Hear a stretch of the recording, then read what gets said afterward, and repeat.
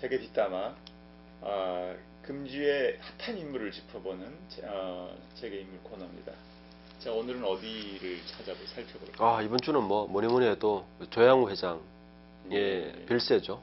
별세 때문에 또 주목받는 인물이 장남인 조은태 사장. 상속 경영권 승계부터 시작해서 굉장히 시끄럽죠. 주식시장 시끄러워서 그걸 한번 정리를 하고 넘어가야 될 것 같아요.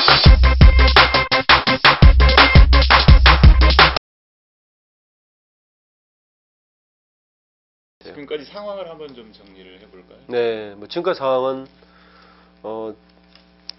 지난주 일요일이었죠.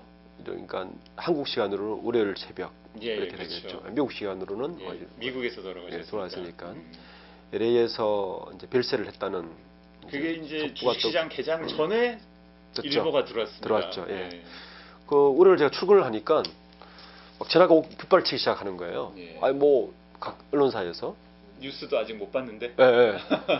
막 들어와서 돌아가셨다는데 이게 어떻게 된 거냐부터 시작해서 혹시 자살 아니냐 이런까지 막 루머가 돌았으니까요. 왜냐하면 그 전주에 아무런 돌아가실 만한 정황이 없었잖아요. 그렇죠. 평소에. 보통 오너 일가들은 병을 숨기긴 숨겨요.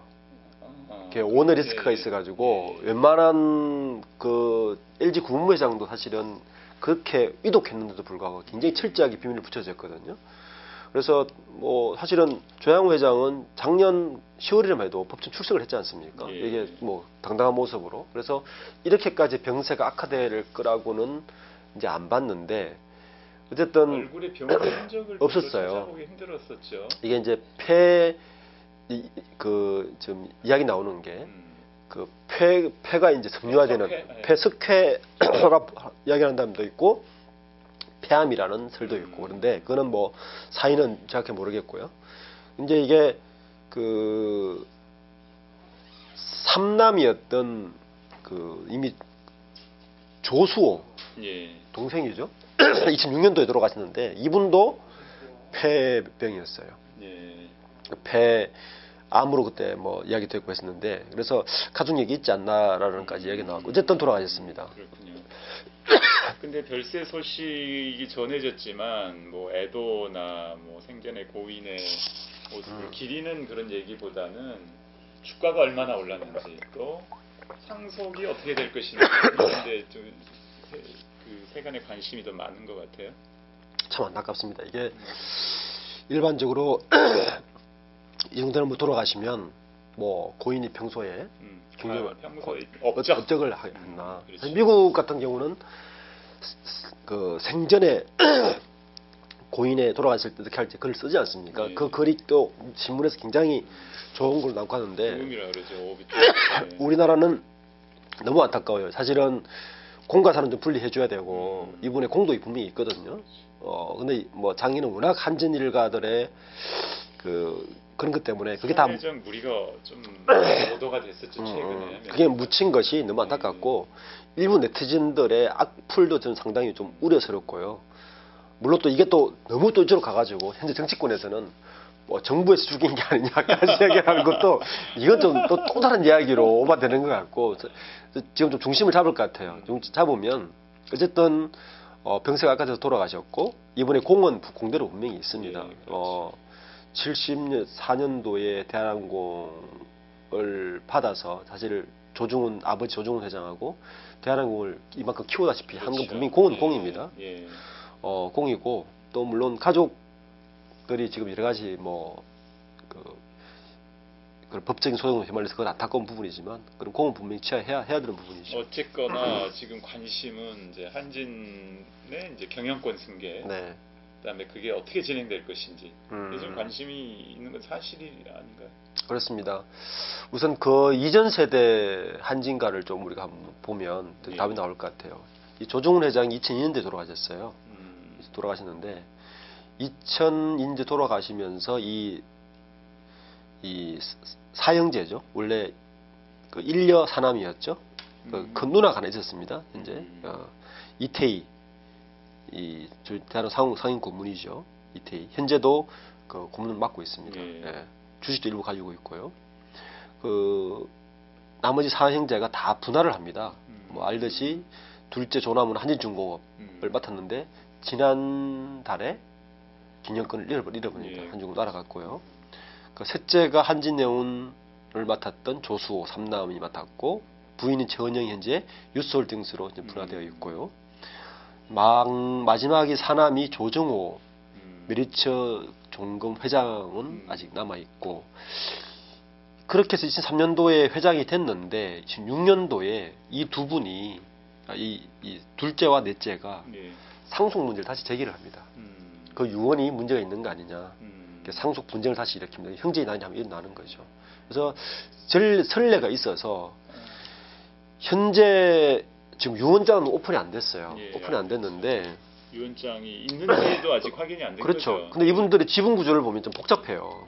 왜냐하면 지금 한진그룹은 한진 일가가 한진칼의 지분을 25.3% 보유하면서 한진칼이 모든 계열사를 보유하는 형태의 지주회 상태로 되어 있거든요. 그렇죠. 예. 되어 있는데 조양호 회장이 한진칼의 지분을 17.84%를 들고 있어요. 예. 근데 이 지분이 이제 그 지분이 제일 가장 중요한 그렇죠. 거죠. 이 조원태, 조현아, 조현민이 공이 똑같은 지분을 들고 있습니다. 지금 2.3%예요. 예. 좀 내려와가지고 똑같이 내려와 있고 이 삼남매가 유니컨버스만 지분을 들고 있어요. 유니컨버스는 어떤 회사냐면은 그 대한항공에 왜 기내식 판매하는 거 있지 않습니까? 예. 기내 판매 상품의 마진을 먹는 요 기업이란 말이에요. 크지 않은 기업이라서 내부 거래 문제 이것도 지금 홀딩돼 있어요. 어쨌든 이렇게 돼 있어서 이 17.7%를 누구한테 가느냐가 핵심인데 시나리오는 두 개가 있습니다. 유언장을 남겨서 그냥 장남인 조은태 사장에게 17.7%를 다 간다. 예. 그러면 사실은 지금 구조와 전혀 다를 게 없어가지고 균형권 분쟁 문제 이런 건 사실 없는데 지금 계속 말이 나오는 이유 중에 하나가 이 한진 칼의 지분을 보면 국민연금 7.3%고 KCGI가 지금 10%가 아니고 13%까지 이번에 매입을 했어요. 예. 지난주에 13.4%까지 매입을 한 상태입니다. 그러면 앞에 이 지분이 삼남매에게 똑같이 간답니다. 예를 들어서 그러면 지금 6% 저쯤 가는 거죠. 그러면 예. 합치면 한 8%밖에 되지 않지 않습니까? 8%. 예, 8.5% 정도. 그러면 문제가 뭐냐면 일대 주주가 바뀌어요. 그렇게 되네요. 예. KCGI가 일대 주주가 되는 일대 거예요. 주주가 되는 거네요. 이러면 이제 골치 아파지는 거죠. 이래 되면 제가 볼 때 이 형제가 삼남매가 사이가 좋지 않다면 예를 들어서 KCGI는 지금 이제 조양호 회장 일가에 우호적이지가 않죠. 우호적이지 않죠. 오히려 국민연금 예, 편에 가까운 그렇죠. 거잖아요. 그죠? 그러면 이제 이 삼남매가 이 지분을 가지고 자기가 균형권을 차지하는 욕심을 부린다면 KCGI와 손을 잡을 수 있다는 거죠. 그렇게 될 수 가능하죠. 있나요? 예. 잡아서 야 빅딜을 하는 거죠. 해서 너희는 수익이 목적 아니냐.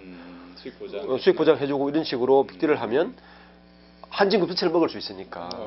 예. 그래서 이제 그렇게 되면 KCGI가 그런 회사는 아니지 않아요? 일각에서 그런 가능성까지 염두에 두고 있어요. 그래요? KCGI 목적은 이거죠. 수익 극대화한 거죠. 그렇죠. 자기들은 어쨌든 수익 극대화 시키면 되는 거니까. 강성부 펀드 쪽은.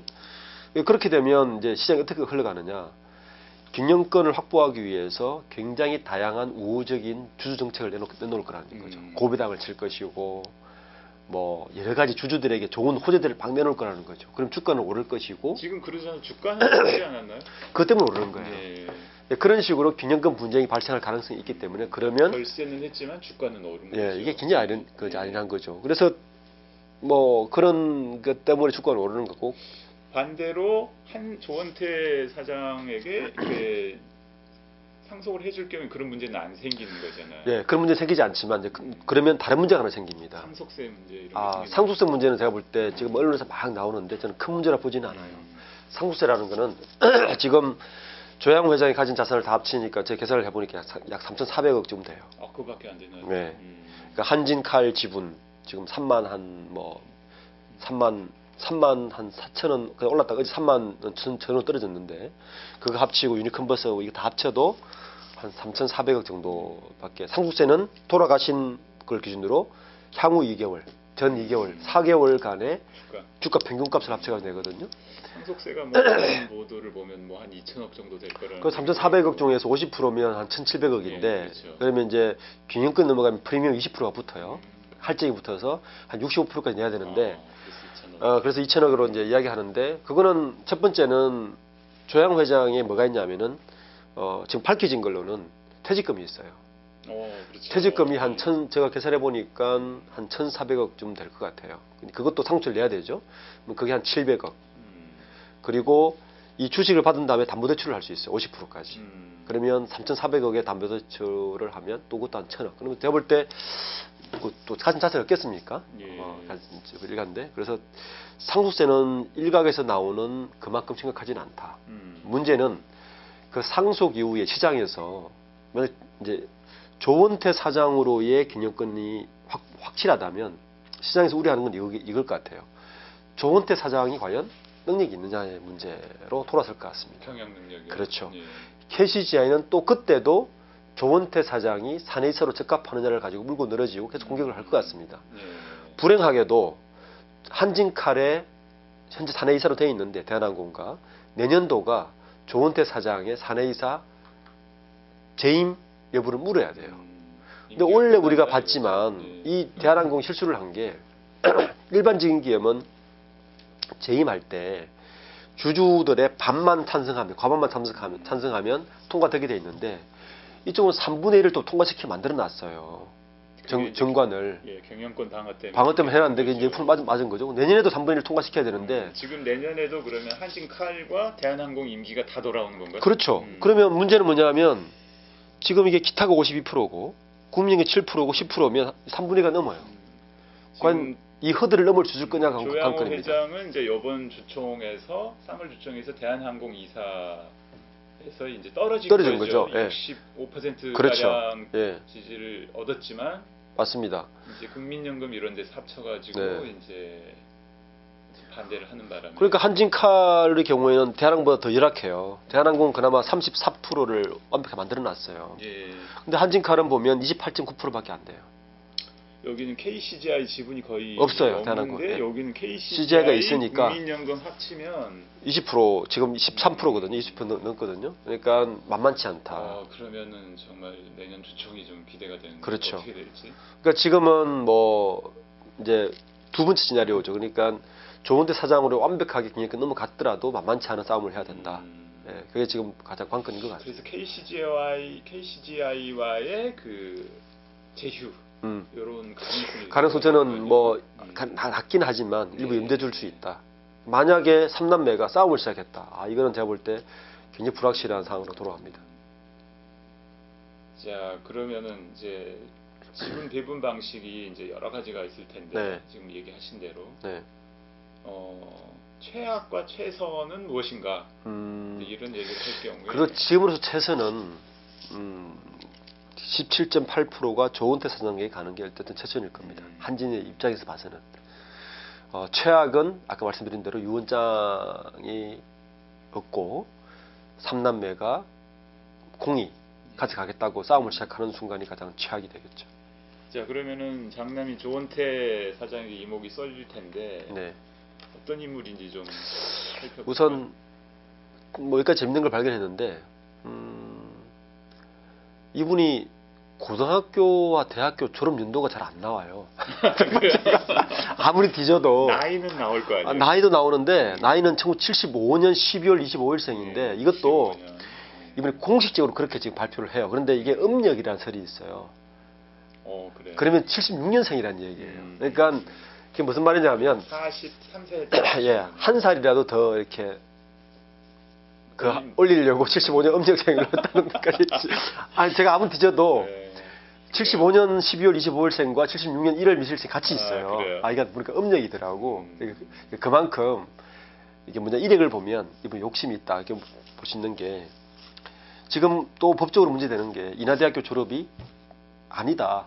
지금 편입 얘기도 있지 않았어요? 그 편입을 했는데 원래 예. 미국 그 무슨 대학교죠? 그 뭐 예. 캘리포니아에 있는 그 조현민하고 조원태가 같이 들어간 학교가 있어요. 예. 거기 뭐 일설에 의하면 쉽게 들어갈 수 있는 학교인데 거기도 졸업 못하냐? 예. 저기도 졸업 못했어요. 그래가지고 인하대학교로 편입을 하는데 인하대는 이제 대한항공 관련 소속이죠. 그러니까 쉽게 편입을 했을 텐데 문제는 뭐냐면 편입할 때 학점 인정을 안 해줄 것도 인정을 해주고 과도하게 해주고 들어와서 예. 졸업 요건이 맞지 않다는 게 지금 핵심입니다. 그래서 졸업 졸업을 안 받고 고졸로 봐야 된다. 어. 그럼 이게 고졸이면 대학원까지 지금 문제가 되는 뭐 그런 상황이 되는 거고. 그렇게 되나? 이게? 그렇죠. 네. 일단 이분은 그 문제가 남아 있고 음. 아직 해결이 안 됐기 때문에 우리가 이제 더 이상 따질 문제는 아니고 법적인 문제니까. 이력을 보면 2003년도에 한진정보통신의 영업기획단 차장으로 입사를 합니다. 입사 때부터 이제 차장으로 차장이죠. 바로. 3년 있다가 부장, 음. 1년 있다가 상무, 4년 만에 역시 임원이 됩니다. 근데 이제 주로 이분의 정진 이력 코스를 보시면 제가 중요한 이력이 몇 개가 있는데 일단 자재부, 음. 유니컨버스, 음. 그리고 한진 드림 익스프레스, 세덱스 예. 이런 게 어떤 자리냐면은 그러니까 대한항공이나 한진칼과 관련 없는데 조그만 회사들인 조그만 거죠. 회사들인데 이게 여기 일을 하면 뭘 할 수 있냐면요. 예.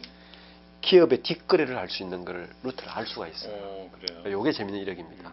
그러니까 일반적으로 뭐 전략기획본부 이런 거는 우리가 상층부에서 그러니까 그렇죠. 뭐 멋있고 이런 걸 하지만 실제 기업의 알짜. 야, 우리가 누구하고 거래하냐? 그 거래하는 조건이 뭐냐? 야, 그 거래하는데 뭐 백마지 먹을 수 있어 없어 뭐 우리 기업에서 보통 이야기하는 중소기업들은 그런 곳을 막 거쳐요. 특히 세덱스는 뭐냐 하면 여기는 거래 비리를 잡으러 간 거 아닐까요 혹시? 그러면 다행이에요. 근데 그건 아닌 것 같고. 예, 아닌 것 같고 과연 우리가 뭘 먹을 수 있을까를 깊이 있게 볼 수 있는 부서를 제가 볼 때는 그렇게 많이 갔어요. 이 세덱스도 한진택배의 제3자 영업을 할 수 있는 그 기업입니다. 그래서 그런 기업들의 공통점은 그런 걸 할 수 있고 유니컨버스도 원컷션 먹고 들어가는 걸 하는. 그러니까 이렇게 보면 거래 관계에서 트랜잭션을 통해서 이익을 얻을 수 있는 부서들이 있잖아요. 예. 그런 부서들을 거친다는 거 봐서는 제가 볼 때는 아주 훌륭한 경영자는 아니다. 초반 봐서는. 예. 그리고 3세 중에서 겸직을 가장 많이 한 분 중에 하나입니다. 예. 예.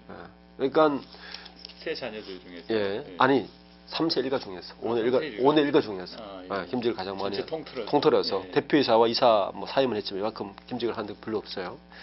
그래서 이런 걸로 봐서는 뜻보다 꿈보다 더 관심이 많은 분이 아니냐까지 저는 생각을 사실 했어요. 이력 자체가 그러니까. 네. 그리고 확인은 안 된 거죠. 확인 안 된 거죠. 네. 예. 그리고 등기임원을 이만큼 등재한 걸로 봐서는 그런 표면적인 그런 어떤 직책에 굉장히 욕심이 많다. 자, 지금은 한진칼 대표와 진에어 대표 사임을 한 거군요. 네네. 지금 짐을 했고 현재는 대한항공 사장으로 단회사를 맡고 있고 한진칼 단회사를 맡고 있습니다. 자, 이렇게 이제 조원태 사장의 경영 능력에 대해서 이제 의구심이 있는 게 사실인데 지금까지 경영 능력은 어떤가요? 현재 이력으로 봐서는 이분이 경영 능력이 이분의 능력이다 아니다라고 사실 판가름하기 어려워요. 왜냐하면 아버지인 현재 조양호 회장이 대부분 전체를 이끌어왔고 그냥 조력자로서 역할만 해왔기 때문에 이게 조원태 사장의 경영 능력이라고 보기 어려운데 문제는 이제 이분이 맞는다면 좀 해결해야 될 문제가 몇 가지가 있죠. 이게 뭐냐면 첫 번째는 경영권 분쟁을 어떻게 안정화시킬 거냐가 첫 번째인 것 같습니다. 그러니까 조원태 사장이 아버지 조양호 회장의 지분을 다 100% 승계를 받는다 하더라도 아까 말씀드린 것 같이 KCGI라든지 국민연금의 어떤 이런 그 지배구조 투명화 문제라든지 이런 거에 대해서 어떻게 해결이 될까를 분명히 보여줘야 되고요. 또 하나 남은 지금은 이제 원래는 조양호 회장도 별세하신 날 재판이 있었고 그리고 그 다음 날이 그 부인이 이명희 여사와 그다음에 그 조현아 전 부사장의 그 관세 포탈 그 공판이 있었는데 그게 좀 다 연기됐거든요. 그 자신의 오늘과 관련된 법적 문제 어떻게 해결할 거냐가 또 관건이죠. 지금 온 일가가 다 이제 법적으로 다. 그리고 대한항공의 재무구조도 좋지 않습니다. 작년 기준으로 부채 규모가 7%가 넘어요. 굉장히 재무구조가 좋지 않기 때문에 이것도 어떻게 해결할 것인가가 또 문제고 노사 문제도 있습니다. 지금 대한항공 노사 문제가 만만치 않거든요. 오죽했으면 그 지난주에 조양호 회사 그 산회사 퇴임했을 때 촛불혁명이라까지 이야기를 해요. 정도로 노사 문제가 심각하고 또 일가무라 주기 문제도 남아 있어요. 그래서 이런 문제들을 이제 어떻게 해결하면서 경영력을 펼칠까가 조은태 사장에게 큰 숙제인 것 예, 같습니다. 혹시 전문 경영인을 도입할 가능성은 없을까요? 저는 그 부분에도 많은 무게를 사실 두고 있습니다. 그러니까 전 두 가지 이유 때문인데 이렇게 해서 조은태 사장이 바로 그 회장이나 이렇게 등극을 하더라도 상당히 시장에서 반응이 좋지 않을 것 같아요.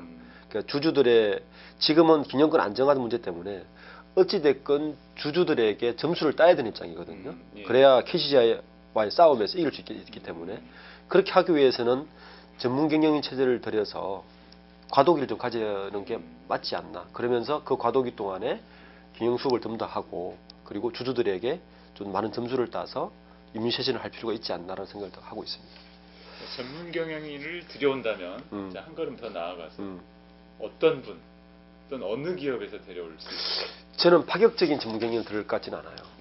우선 지금 대표사를 맡은 석태수 사장 예. 정도를 전면 내세우지 예를 들어서 뭐 완전 다른 분야에서 그랬으면 좋겠어요. 희망적이에요. 저는 경쟁사에서 데려온다든지 아니면 외국에서 뭐 정말 항공 전문가를 뭐 이렇게 해도 저는 파격적일 것 같은데 그 정도의 혁신을 할 것 같지는 않은데 좀 지켜볼 문제입니다. 그렇군요. 자, 수고하셨습니다. 네, 수고하셨습니다.